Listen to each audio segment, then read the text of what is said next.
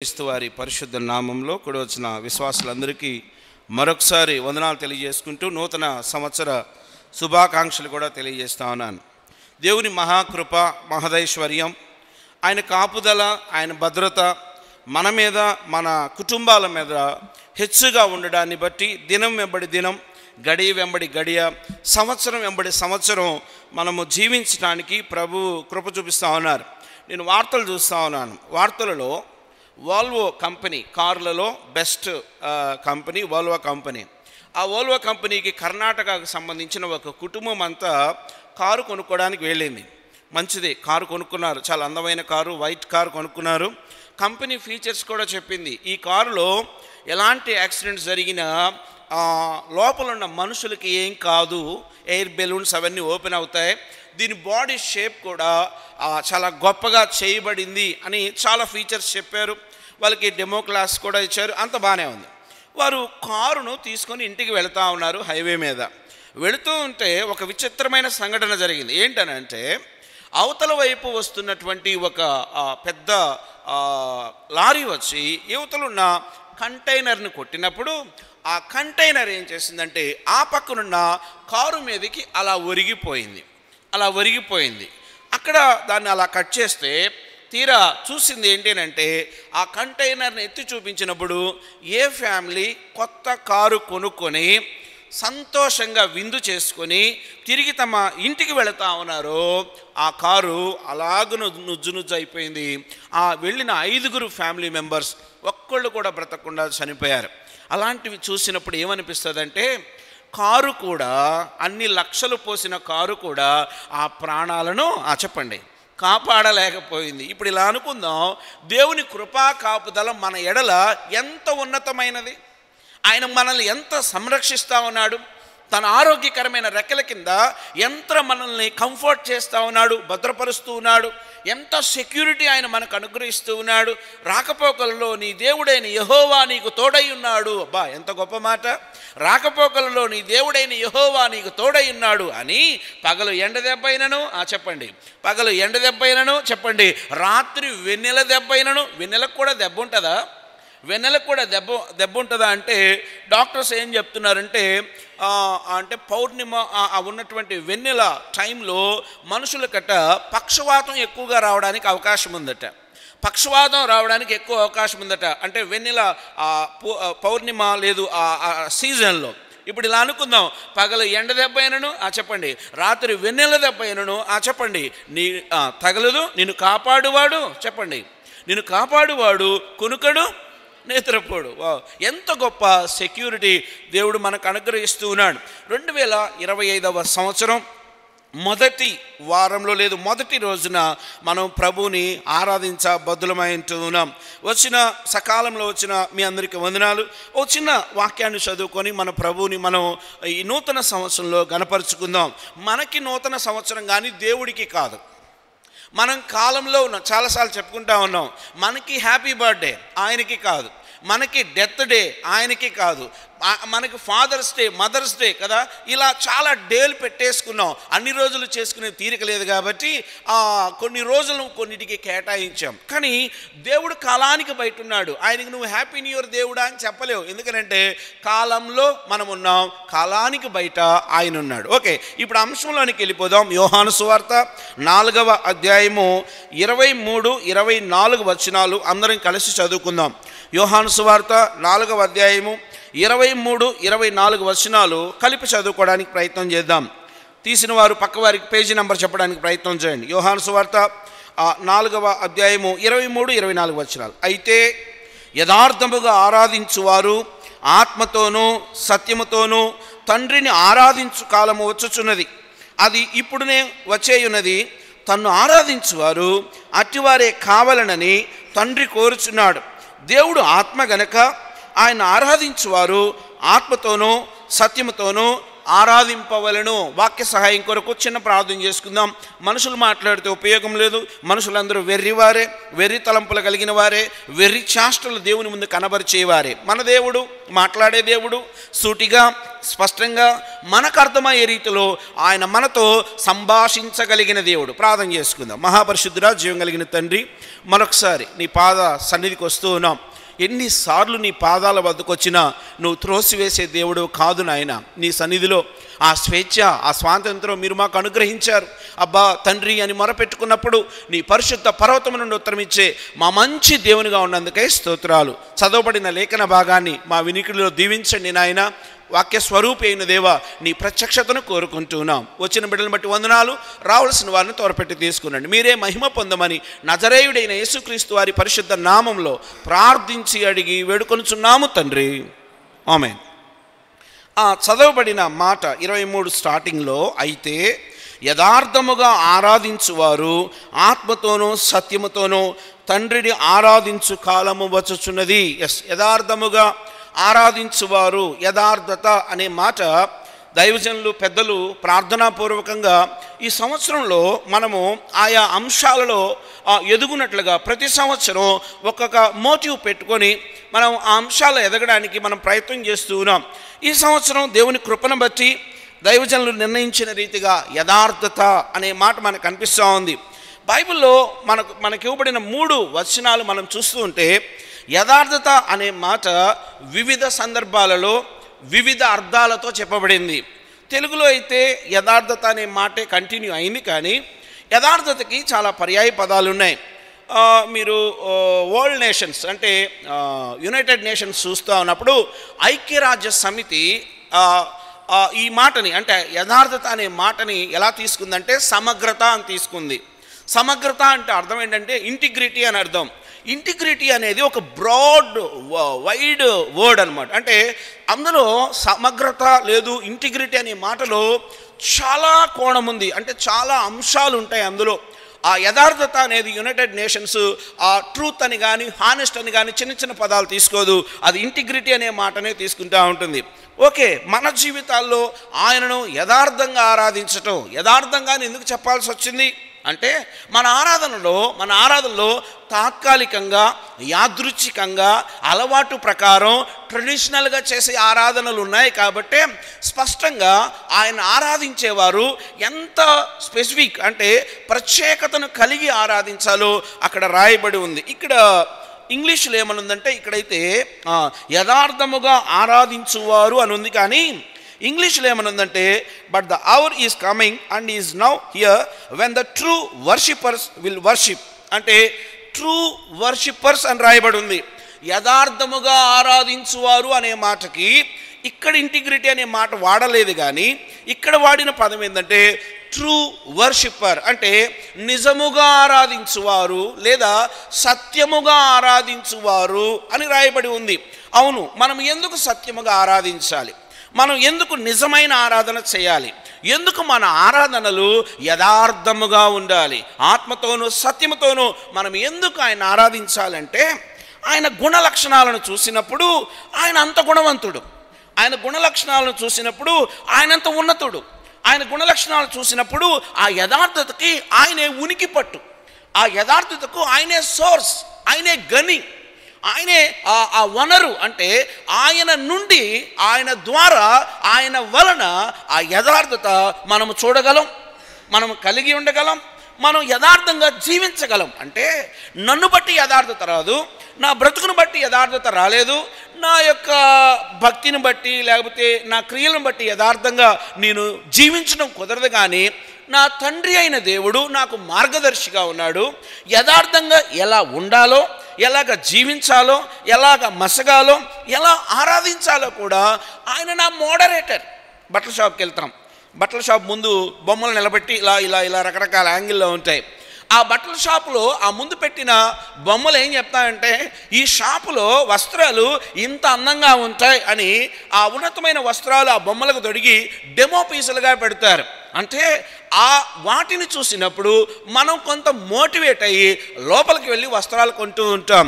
అంటే తాత్కాలికమైన మాదిరి కాదు, కానీ ఆయన సంపూర్ణమైన మాదిరి, దేవుడు మనకు సంపూర్ణమైన మాదిరి. మనుషులు కొంతవరకే మాదిరిగా ఉంటారు, కొన్ని విషయాల్లో తప్పిపోతారు, కొన్ని విషయాలు చాలా పర్ఫెక్ట్గా కనపడతారు, కొన్ని అంశాల్లో కొంచెం తమ బలహీనతలను కూడా వ్యక్తం చేస్తారు. మానవుల మాదిరి కొంతవరకే, కానీ దేవుని యొక్క మాదిరి సంపూర్ణతను కలిగి ఉంటుంది. ఎందుకు ఆయనను మనం సత్యముగా ఆరాధించాలి, ఎందుకు ఆయన మనం నిజముగా ఆరాధించాలి చూద్దాం. స్పీడ్గా చూడడానికి ప్రయత్నం చేద్దాం. యోహాను సువార్త 14వ అధ్యాయము 6వ వచనంలో మనము ఎందుకు ఆయనను ఆత్మతోనూ సత్యముతోనూ ఆరాధించాలో చాలా స్పష్టంగా రాయబడి ఉంది. యోహాను సువార్త 14వ అధ్యాయము 6వ వచనం చదువుదాం. ఏమని రాయబడింది? యోహాను సువార్త 14వ అధ్యాయము 6వ వచనం. పాత రోజుల్లో ఇలా రెఫరెన్స్ చెప్పంగానే ఆకాశవాణిలో వార్తలు చదివినట్టుగా టక టక టక టక వాక్యం చెప్పేవాళ్ళు. ఓకే, సరే. యోహాను సువార్త 14వ అధ్యాయం 6వ వచనం ఏమని రాయబడింది? యేసు చెప్పండి, నేనే మార్గమును సత్యమును జీవమును, నా ద్వారానే తప్ప ఎవడును తండ్రి యొద్దకు రాడు. నేను ఎందుకు ఆయన ఆత్మతో సత్యముతో ఆరాధించాలి అంటే సత్యము అనేది కూడా పార్ట్ ఆఫ్ ది ఇంటిగ్రిటీ. అంటే యథార్థతలో భాగం సత్యం, అంటే యథార్థత రూపం సత్యం, యథార్థతని కనబరిచే విధానం సత్యం. అంటే సత్యము చెప్పుట, సత్యము చేయుట, సత్యమును కలిగి ఉండుట అనేది యథార్థతను కలిగి ఉండటం, యథార్థత యొక్క స్వరూప లక్షణమే సత్యం. ఎందుకు అనంటే, ఎందుకు నేను ఆయన ఆరాధించాలి అంటే ఆయన నాకు ఏమై ఉన్నాడంటే ఆయనే మార్గం, ఆయనే సత్యం. ఎస్, ఈ భూమి మీద నేను రుజు మార్గాన్ని వెతకాలన్నా, ఈ భూమి మీద నేను పర్ఫెక్ట్గా జీవించాలన్నా, ఈ భూమి మీద నా బ్రతుకు ఉన్నతమైన స్థితిలో కనబడవలన్నా సత్య స్వరూపి అయిన దేవుడే నాకు మాదిరి. అందుకే నేను ఆయన ఆరాధించాలి. ఆయనే సత్యం కదా. 2+2 ఎంత? 2+2 ఎంత అండి? 4 అయినా? ఇటు అడుగుతా. 2+2 ఎంత మామ? ఎంత? 2+2 4. ఓకే, నేను బ్రదర్స్ని అడిగినా 2+2 4 అనే చెప్పారు, నేను సిస్టర్స్ని అడిగినా 2+2 4 అనే చెప్పారు. నేను ఏ దేశం వెళ్ళినా 2+2 4 అనే చెప్తారు. ప్రపంచంలో ఏ దేశానికి పోయినా 2కు 2 కూడితే 4 అనే చెప్తారు. ఎందుకంటే ఇది నిత్య సత్యం, ఇది నిత్య సత్యం. ఊరుని బట్టి మారదు, ప్రాంతాన్ని బట్టి మారదు, వ్యక్తిని బట్టి మారదు, మనసును బట్టి మారేది కాదు ఈ సత్యం. అంటే ఇది నిత్య సత్యం. దేవుడు కూడా అంతే. దేవుడిని ఎవడు మార్చలేడు, దేవుడి గుణ లక్షణాలు ఎవడు తక్కువ చేయలేడు. దేవుడు ఆయన సత్యం, అంటే అది నిత్య సత్యం, ఆయనే సత్యం, ఆయనే యథార్థవంతుడు. ఆయన వంటి యథార్థవంతుడు భూమి మీద లేడు గనక నేను ఆయన ఆరాధిస్తాను. నేను ఆరాధించే దేవుడు కర్ర కాదు, నేను ఆరాధించే దేవుడు రప్ప కాదు, రాయి కాదు, నేను ఆరాధించే దేవుడు చెట్టు కాదు, నేను ఆరాధించే దేవుడు పుట్ట కాదు, నేను ఆరాధించే దేవుడు పాము ఎద్దో ఆవో ఏదో కాదు. నా దేవుడు సత్యవంతుడు, నా దేవుడు యథార్థవర్తనుడు. నేను ఆయన దగ్గర నేర్చుకోవడానికి ఆయన గుణ లక్షణాలు కలిగిన సుగుణాల సంపన్నుడు ఆయన భాండాగారం, ఆయన భాండాగారం. నేను ఆయన దగ్గరికి వెళ్ళాలే కానీ ఆయన సత్యం. ఓకే, ఆయన సత్యం మనల్ని ఏం చేస్తుందో స్పీడ్గా చూడటానికి ప్రయత్నం చేద్దాం. ఆయన సత్యం కీర్తన గ్రంథం 119, 160 ఏమని రాయబడింది? కీర్తనల గ్రంథం 119వ అధ్యాయము 160వ వచనం. ఆయన సత్యం. ఓకే, ఆ సత్యం నాకు ఏం చేసింది, నాకు ఎలా దోహదపడిందో స్పీడ్గా చూద్దాం. కీర్తనల గ్రంథం 119. అమ్మా స్టార్టింగ్లో మాట ఏంటి ఒకసారి చదువు. నీ వాక్యమే సత్యం, నీ మాట సత్యం అయ్యా. అంటే ఆయన సత్యం, అంటే ఆయన మాట సత్యం, ఆయన చెప్పే ప్రతీదీ సత్యమే, ఆయన నోటి నుండి వచ్చిన ప్రతి మాట సత్యం. వాక్య స్వరూపి అయిన దేవుడు ఆయన సత్యవంతుడు. అంటే ఆయన వాక్యం సత్యం, ఆయన మాట సత్యం, ఆయన చెప్పేదంతా కూడా సత్యమే. మన సంగతి చెప్పండి. ఇప్పుడు మన సంగతి ఒకటి చెప్పండి, ఎలా ఉంటుంది? 100 మాటలు మాట్లాడితే కనీసం అందులో ఎన్ని అబద్ధాలు ఉంటాయో, ఎన్ని దొంగ మాటలు ఉంటాయో, ఎన్ని అంటే సత్యాన్ని మరుగు చేసే తత్వం ఉంటుందో కదా, వ్యక్తిత్వ నైజాన్ని ప్రదర్శించే స్వభావం ఉంటుందో. ఆయనలో అలా లేదు. ఆయన వాక్యం సత్యం, ఆయనే సత్యం. ఇంకా కొన్ని మాటలు చూద్దాం. ఆయన అనుగ్రహించిన ఆత్మ కూడా సత్యమే. యోహాను సువార్త 14వ అధ్యాయం 16వ వచనం ఏమని రాయబడింది? యోహాను సువార్త 14వ అధ్యాయం 16వ వచనం ఏమని రాయబడింది? యోహాను సువార్త 14:16. ఆ, ఆ.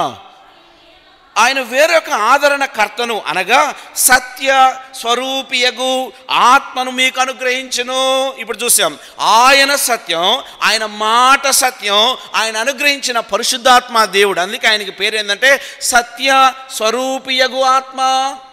ఆయన నాకు అనుగ్రహించిన ఆదరణకర్త ఎలాంటి వాడో తెలుసా? సత్య స్వరూపియగు ఆత్మ, సత్య ఆత్మ. అదే మాట రిపీటెడ్గా ఉంటుంది.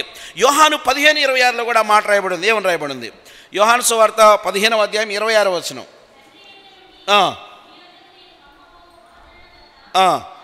అనగా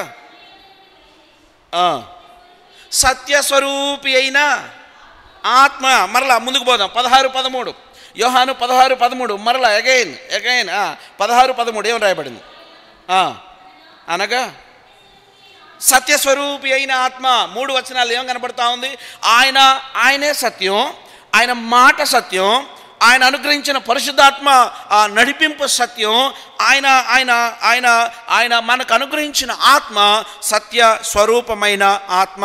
ఓకే, కీర్తన గ్రంథం 25:5 4-5 వచనాలు. కీర్తనల గ్రంథం 25 అధ్యాయం 4-5 వచనాలు ఏమని రాయబడింది? యెహోవా, చాలా ప్రాముఖ్యమైన మాట. ఆయన సత్యం నన్ను సర్వసత్యంలోకి నడిపిస్తుంది.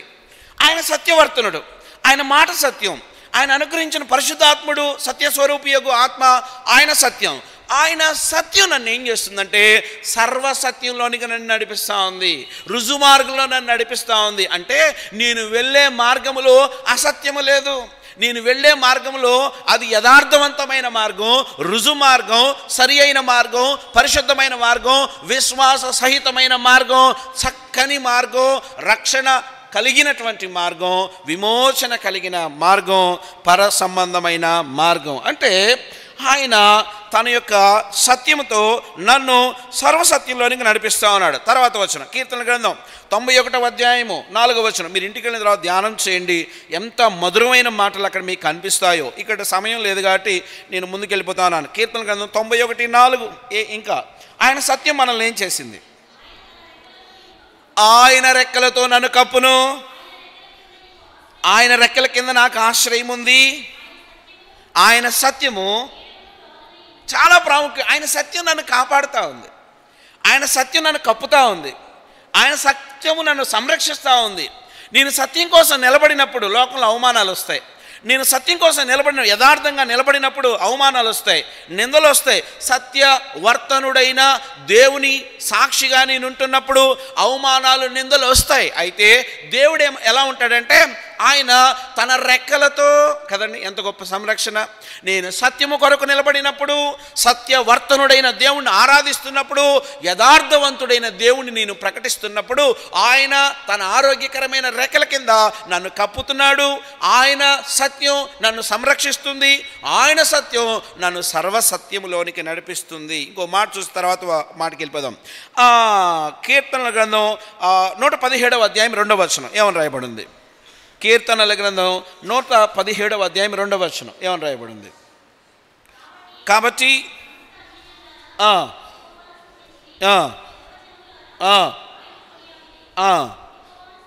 ఇక్కడ చాలా ఆయన సత్యం ఎలా ఉంటుందంటే కొంతకాలానికి కాదు, ఆయన సత్యం నిత్యమైనది.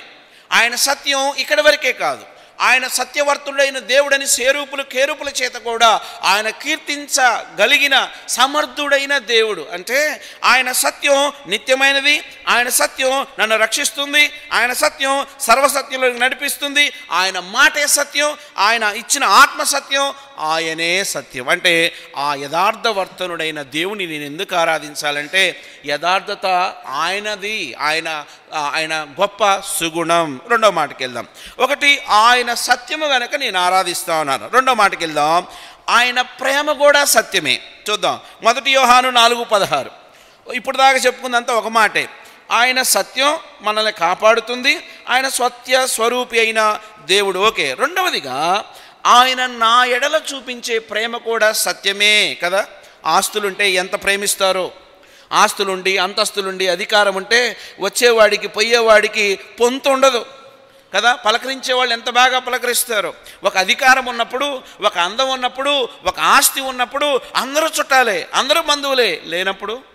లేనప్పుడు ముఖం చూసే నాదుడు ఉన్నాడు, పట్టించుకునే నాదుడు ఉన్నాడు కదా. చాలాసార్లు మన డిజిగ్నేషన్ని బట్టి, మన హోదాని బట్టి, మన సంపదను బట్టి మన గౌరవాలు దొరుకుతాయి. కానీ దేవుని ప్రేమ ఎలాంటిదంటే నీ స్థితిని బట్టి, నీ అందాన్ని బట్టి, నీ ఘనతను బట్టి నిన్ను ప్రేమించడంలే. ఆయన ప్రేమ ఎంత ఉన్నతమైంది. 1 యోహాను 4వ అధ్యాయము 16వ వచనంలో చాలా శ్రేష్టమైన మాట కనిపిస్తూ ఉంది. 4:16 ఏమని రాయబడింది? మన ఎడల దేవునికి ఉన్న ప్రేమను మనం మెరిగిన వారమై దాన్ని నమ్ముకొని ఉన్నాము. దేవుడు ప్రేమాస్వరూపి అయి ఉన్నాడు. ప్రేమ యందు నిలుచుండు వాడు దేవుని యందు నిలిచి ఉన్నాడు, దేవుడు వాని యందు నిలిచి ఉన్నాడు. చాలా ప్రాముఖ్యమైన మాట. మన ఎడల దేవుని ప్రేమ మనం ఎరిగిన వారమై. ఎంత గొప్ప ప్రేమ! ఎక్కడి వారం, ఏ స్థితిలో ఉన్నవారం? పుట్టంగానే దేవుణ్ణి ఎరిగామా? పుట్టంగానే చర్చికి వచ్చామా? లేదు. మన జీవితంలో ఎంత భాగాన్ని కోల్పోయిన తర్వాత మనం ఆయన్ని వెతకలేదు, ఆయనే మనల్ని వెతికాడు. మనం ఆయన దగ్గరకు రాలేదు, ఆయనే మన దగ్గరకు వచ్చాడు. మనం ఆయన ప్రేమను గ్రహించలేదు, ఆయన తన ప్రేమను మన ఎడల కనబరుస్తూనే ఉన్నాడు. ఎందుకనగా ఆయన ప్రేమ సత్యం, ఆయనే సత్యం. ఆయన నా ఎడల చూపించే ప్రేమ సత్యమైనది కదా. కొన్నాళ్ళకి లోకపు ప్రేమలట ఒక ఆయన చెప్పాడు. లోకంలో ప్రేమలట తొట్టిలోని నీళ్లు లాంటివంట. తొట్టికి నీళ్లు పట్టి ఒక 4 రోజుల తర్వాత చూడండి, ఆ నీళ్ళు ఏమైపోతాయి? జిగటగా మారిపోయి వాడుకోవడానికి వీలు కాకుండా అందులో ఆల్గా లేకపోతే ఏదైనా బ్యాక్టీరియా ఫార్మేషన్ జరుగుతుంది. కానీ దేవుని ప్రేమ బావిలోని నీళ్లు వంటిదట. అంటే ఎంత తోడినా కదండి, బావిలో నీళ్ళు ఏమవుతూ ఉంటాయి? ఊరతానే ఉంటాయి. ఈ లోక సంబంధమైన ప్రేమ ఒకరోజు వెక్కసముగా మారచ్చు. ఈ లోక సంబంధమైన ప్రేమ ఒకసారి నెత్తిమే పెట్టుకొని రెండోసారి కింద పడేయచ్చు. ఈ లోకపు ప్రేమ ఎదుటివాడు అర్థం చేసుకోక చిన్నాభిన్నం చేయవచ్చును. కానీ దేవుడు ప్రేమాస్వరూపి. ఆయన నన్ను ప్రేమించాడు. ఎంతగా ప్రేమించాడంటే తన ప్రియకుమారుడైన యేసుక్రీస్తు వారిని కూడా నా కొరకు ఇచ్చేంతగా కదా. అబ్రహాముని దేవుడు ఏమన్నాడంటే, నీకు లేకగలిగిన ఒక్కొక్క ఏకైక కుమారుని ఏం చేయమన్నాడు? నాకు ఇచ్చే అన్నాడు. ఒకవేళ ఈ మాట మనతో అంటే చర్చికి కూడా రావేమో కదండి, కదా, చర్చికి కూడా రావేమో. ఆయన తన లేక కలిగిన కుమారుని కూడా ఇవ్వడానికి ఇష్టపడినట్టు యేసుక్రీస్తు వారిని తండ్రి అయిన దేవుడు సర్వమానవాళి, ఆ మాట స్పష్టంగా రాయబడి ఉంది. 1 యోహాను 4వ అధ్యాయం 8వ వచనంలో రాయబడి ఉంది. ఏమని రాయబడి ఉంది? 1 యోహాను 4వ అధ్యాయము 8వ వచనం ఏమని రాయబడి ఉంది? దేవుడు ప్రేమాస్వరూపి, ప్రేమ లేనివాడు దేవుడు నెరగడు.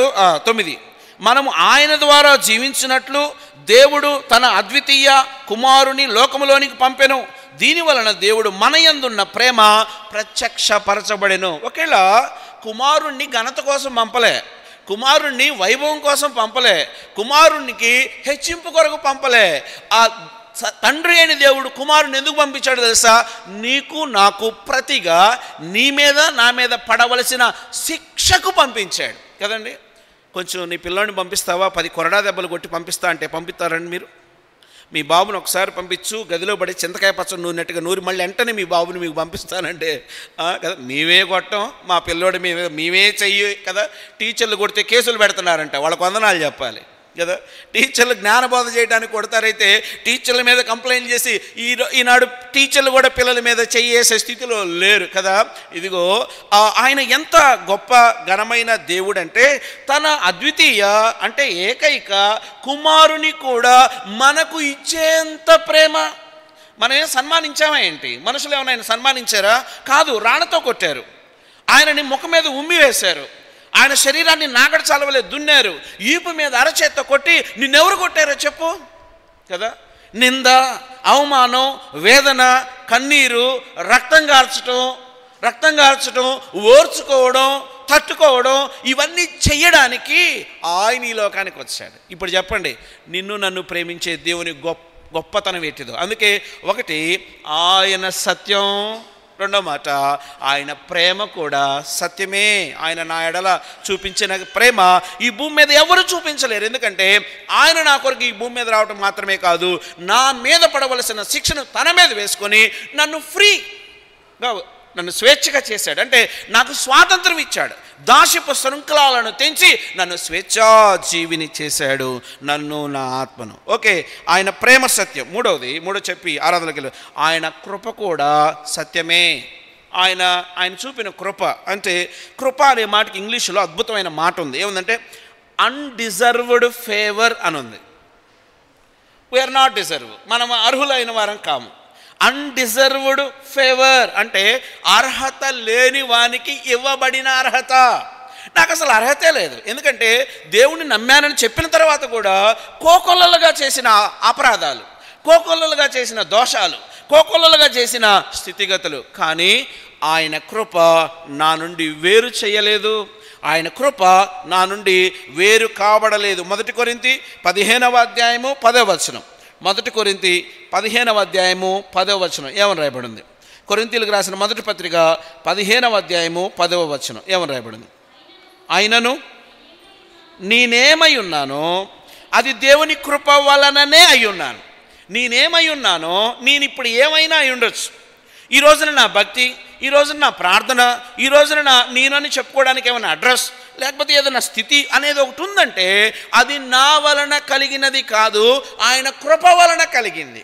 నేను అనర్హుణ్ణి, అనర్హత కలిగిన నా బ్రతుకుని అర్హతలోనికి తీసుకొచ్చి ఆయన నీతిమత్వాన్ని నాకు ఆపాదించి ఆయన పరిశుద్ధుల మధ్య నన్నుంచి ఆయన రక్తమాంసాలకు నాకు పంచి ఆయన నిత్య జీవానికి నన్ను రెడీ చేస్తున్న నా మంచి దేవుని కృప ఎట్టిది! ఎంత అపారమైనది! నాకు అర్హత ఉందా?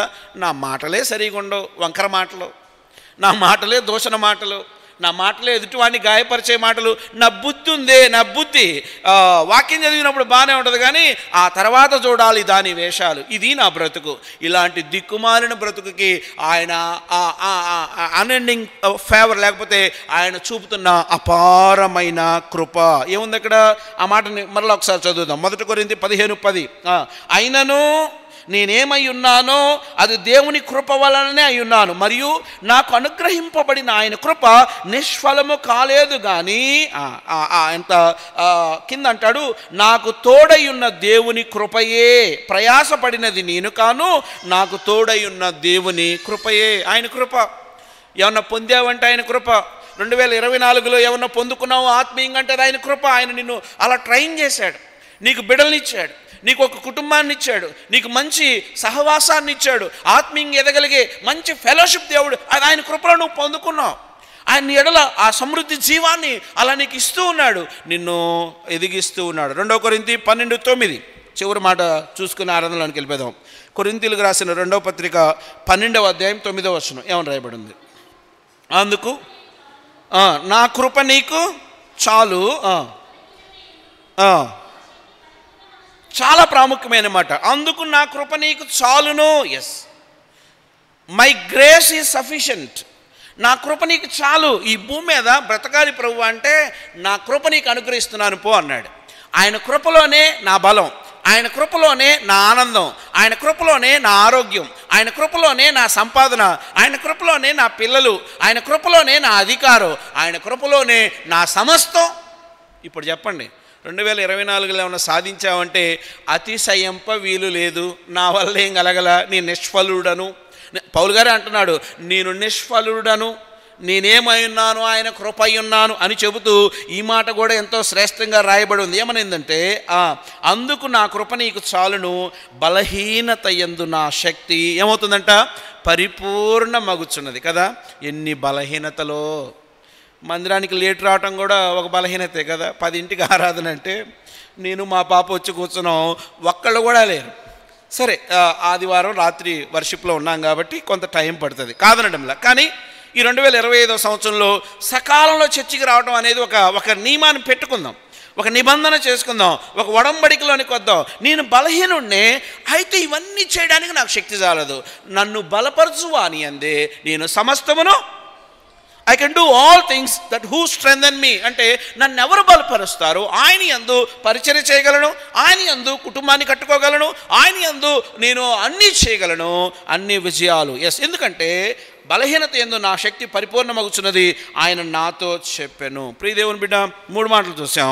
ఒకటి, ఆయనే సత్యం, ఆయన వాక్యం సత్యం, ఆయన అనుగ్రహించిన పరిశుద్ధాత్ముడు సత్యస్వరూపి, ఆయన మాట సత్యం, ఆయన సత్యం మనల్ని సర్వసత్యంలో నడిపించింది, ఆయన సత్యం లేదా యథార్థత మనల్ని రక్షించింది, ఆయన సత్యం నిత్యమైనది. రెండో మాట, ఆయన ప్రేమ సత్యం, ఎందుకంటే ఆ ప్రేమాస్వరూపి అయిన దేవుడు తన ప్రియ కుమారుణ్ణి కూడా నాకు ఇవ్వడానికి వెనుదీయలేదు. ఇది ఆయన ఆశ్చర్యకరమైన నాయడలు కనబరిచిన శాశ్వత కాల ప్రేమ. మూడవది, ఆయన నాయడలు చూపిన కృప కూడా యథార్థమైనది, సత్యవంతమైనది. అందుకే నేను ఆరాధిస్తాను. ఆ కృప నా బలహీనతల్లో ఆయన శక్తిని ఇవ్వడం ద్వారా పరిపూర్ణమయ్యే ఆ ఉన్నతమైన కృప నాకు కృప అయిన దేవుడు. ఈ 3 మాటలను బట్టి ప్రభువుని ఆరాధన చేద్దాం.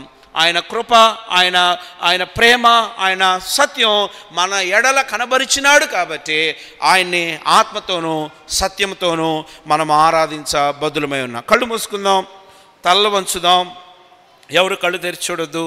ప్రశస్తమైన సమయం, దేవుని మహిమపరిచే సమయం, సర్వోన్నతుడైన దేవుని గుణ లక్షణాలను అర్థం చేసుకొని యథార్థముగా అక్కడ రాయబడి ఉంది.